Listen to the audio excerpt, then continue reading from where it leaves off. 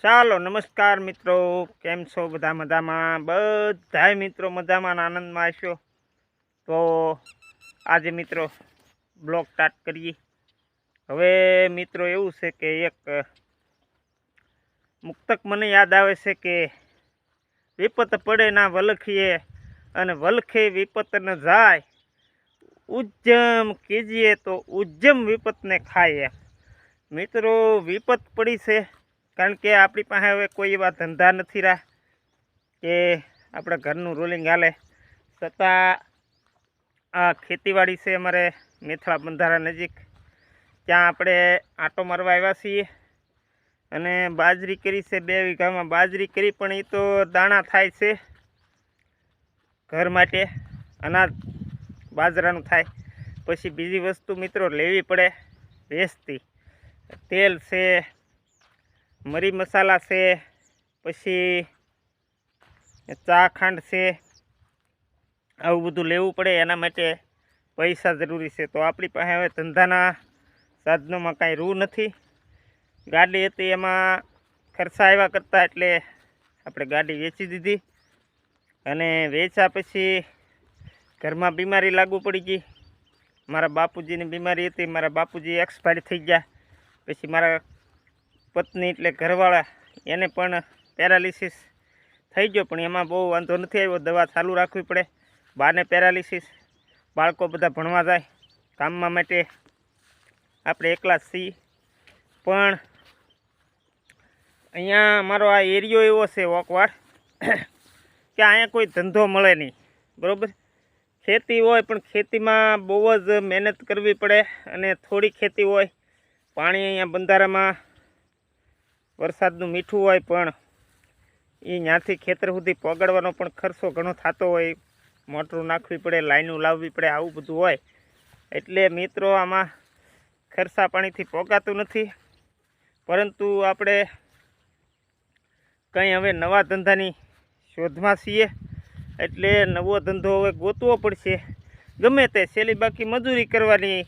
કોઈ 500 રૂપિયા આપતા હોય તો મજૂરી પણ કરવાની છે.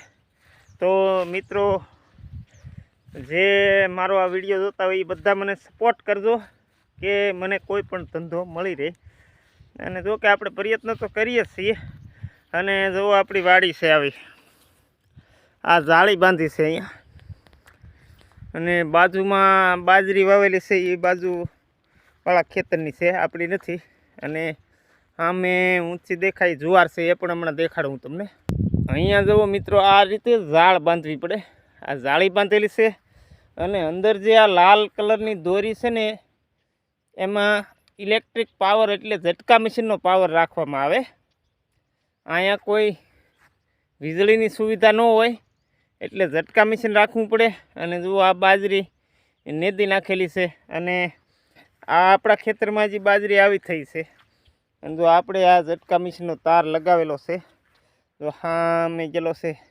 બહારથી રોજડા ભૂંદરા એ આવે નહીં, અને આપણો ખેતી પાકને નુકસાન ન કરે એટલા માટે આવી રીતે લગાડેલું હોય. જુઓ આ બધું છે ને કામ અઘરું છે મિત્રો. હા મેં આપણે મશીન પણ માંડેલું છે, અને એ ત્યાંથી અહીંયા પાણી આવે આ ખેતરમાં. આ આપણું ખેતર છે. આ દર વર્ષે હું તમને દેખાડું છું. આમાં બાજરી જ કરવાની હોય, અને બાજરી કરેલી છે. અને બાજુમાં કાકાની જુવાર છે. હવે આપણે છે ને ઝટકા મશીન બંધ કરેલું હતું ને, એ શરૂ કરીને પછી હવે આપણે ઘરે જતું રહેવાનું છે. એ પહેલાં તમને આપણે મારું મશીન ડીઝલ એન્જિન એ બતાવી દઈ. અને જો આ રીતે જારે અહીંયા મોલાતમાં કાંઈ ઘટે નહીં, પણ મિત્રો છે ને અહીંયા બહુ અઘરું કામ છે. આપણે આમાં નાળિયેરી સોંપેલી છે અંદર.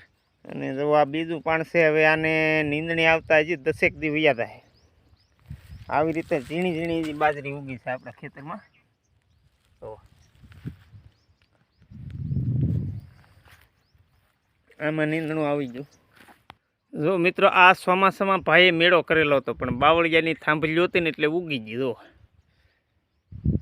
આ મેળામાંથી ખાટલો છે ને નીચે ઉતારી લીધેલો હે. અને આની માથે કૂવાનું હોય. તો જુઓ આ રીતે બાજરી આ ભાઈએ નીતિ નાખી છે. અમારા વિપુલભાઈનું ખેતર છે આ, બરાબર. એને મારાથી 15 દિવસ વહેલી બાજરી પાઈ દીધેલી હતી. હવે મિત્રો આપણે છે ને જઈએ છીએ જ્યાં મશીન માંડેલું છે ને ત્યાં, કારણ કે અહીંયા આડા તાર હોય અને ઝટકા મશીન બંધ કરેલું. આ જુવાર જુઓ કેવી સરસ જુવાર છે, મસ્ત મજાની છે ને. કાંઈ ઘટે નહીં હો. આ માલઢોરના સારા માટે બનાવેલી છે અને પકવી તો પાકી પણ જાય. જુઓ કહડા કેવા કાઢી ગયા મસ્તીના. જો હા મેં ભાઈનું મશીન છે. આ બંધારાનો કિનારો છે પણ આડા બાવળિયા છે. તો આપણું તે મશીન અહીંયા માંડેલું છે. અહીંયા પણ તાર રાખવા પડે, નહીતર છે ને રોજડા આમાં ગળી જાય અને ભૂંડલા પણ ગળી જાય. અને મશીન જુઓ આ બંધારાનું પાણી અહીંયા નજીક જ છે. જુઓ આ આપણું મશીન છે અને જો આ બંધારાનું પાણી છે અને અહીંયા સાવજ પણ હાલેલો છે. જુઓ આ સાવજના હગડ છે ને. અહીંયા અમારે સાવજ રોજ આવે. આ તો ઘણા દિવસ પહેલાં હાલી ગયેલો છે. જુઓ ને હગડ આવી રીતે છે અને આ બંધારાનું પાણી પીર્યું. જુઓ આપણે બહાર નહીં જઈ શકીએ કારણ કે ઘણી સપાટીમાં બંધારો છે. લગભગ ફરતા રાઉન્ડમાં 12-13 કિલોમીટરની રેન્જમાં બંધારો ભરાઈ ગયેલો છે. તો હવે આપણે પાછા વળી જઈ અને ઘર તરફ જઈશું. પછી આપણે ઝટકા મશીન ચાલુ કરીશું, એ પણ તમને દેખાડીશું. તો ચાલો મિત્રો હવે જઈએ આપણે ઝૂંપડી બાજુ અને ઝટકા મશીન શરૂ કરી દઉં. મિત્રો છે ને મારા બાપુજી એક્સપાયર થઈ ગયા ને પછીથી હું ઇમોશનલ બહુ રહું કે હવે મારું શું થાય, કઈ રીતે હું મારું સંચાલન કરી, હેલ્ડિંગ કઈ રીતે કરી. કારણ કે ઘરમાં હું મોટો અને વ્યવહારિક કામ મારી માથે આવી ગયા. સમાજમાં રહેવું, સગા સંબંધીઓમાં વ્યવહાર કરવા, અને મારે દીકરીઓ મોટી છે, દીકરો નાનો છે. દીકરીઓ 4 અને દીકરો 1. હવે દીકરીઓ બધી ભણે, દીકરો પણ ભણે. પછી ઘરનાની તબિયત સારી રહેતી નથી. તો હવે શું કરવું એની મૂંઝવણમાં હું કાયમને માટે રહ્યા કરું અને બહુ મૂંઝાવ છું. કાંઈ ધંધો રહો નથી અને અહીંયા અમારા ગામની અંદર કાંઈ વેપાર કે એવું તો બહુ હાલે નહીં. અત્યારે લોકો હોય નહીં, કારણ કે લોકો બહાર મજૂરી કરવા અથવા ખેતીવાડીમાં ભાગ રાખવા જતા રહેલા હોય. એટલે અહીંયા કાંઈ દુકાનનું માર્કેટિંગ ન હાલે. અહીંયા કોઈ ધંધો ન હાલે. બહાર જવું પડે. તો બહાર જવાની ક્ષમતા છે નહીં, કારણ કે બહારનું ધ્યાન રાખવું પડે. બાળકો અહીંયા ભણે છે, આવું બધું હોય, મહા મુશ્કેલી છે. તો મિત્રો કોઈ તમે મને સારી એવી લાઈન આપજો કે જેથી કરીને હું ધંધો કરી શકું. કારણ કે અગાઉ કેવો હું ધંધો કરતો, પહેલાં શું કરતો, હું કેટલું ભણેલો છું અને મેં શું કરેલું છે એ બધું તમને પછીના વિડીયોમાં હું આપી. આ તો આજે મારી કરુણતા હું તમને વ્યક્ત કરું, કારણ કે મારીથી રહેવાતું નથી. તો મિત્રો આવું તો બધાને જીવનમાં આવતું હોય.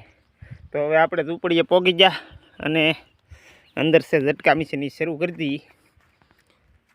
હા મેં છે ને આ ઝટકા મશીન છે. આ સાપ પાડો ને એટલે ફટાફટી બોલવા મળે. બોલ્યું. હવે ઓલા તાર હતા ને એ અડાય નહીં. ક્યાં તાર? અહીંથી આ તાર એક ગેલો છે લાલ કલરનો પાવરવાળો. દો અને અડી ન શકાય. તો છે ને આપણે ઝટકો લાગે, લાઇટનો શોટ લાગે એવો. જો આમાં છે ને તારમાં પાવર શરૂ થઈ ગયો. હવે આ ખેતરમાં કોઈ ગળે નહીં, રોજડા ભૂંદરા કાંઈ આવે નહીં. ફરતું આપણે ઓલે પણે સુધી પણ તાર મારેલા છે અને ત્યાં સુધી પાવર જાય. તો ચાલો મિત્રો તમને ઘણી ખરી મારી કરુણતા તમને વ્યક્ત કરી. અને જો આ ખેતરમાં અહીંથી આપણે એકલા મહેનત કરવાની હોય, દાળિયા કરી લેવાના મળે તો, નકર આ નેદવા ખોદવાનું એકલા, પાણી પાવાનું એકલા, આવું બધું હોય. તો તમને મેં મારી કરુણતા વ્યક્ત કરી. તમને કેવું લાગ્યું મારું જીવન હવે મિત્રો અઘરું છે. તો તમને આવાના વિડીયો એટલે કે મારી કરુણતાના વિડીયો હવે આવશે. બહાર જઈશું ત્યારે તમને પ્રવાસના એક ભાગ મળશે તો એ વિડીયો બતાવીશું. હમણાં આવી રીતે વિડીયો મૂકતા રહેવું અને તમને ગમે તો લાઈક શેર કરજો અને જે કોઈ મિત્રો નવા હોય મારી ચેનલમાં સબસ્ક્રાઈબ કરજો. વિડીયો મિત્રો પૂરો કરી આવજો. રામ રામ.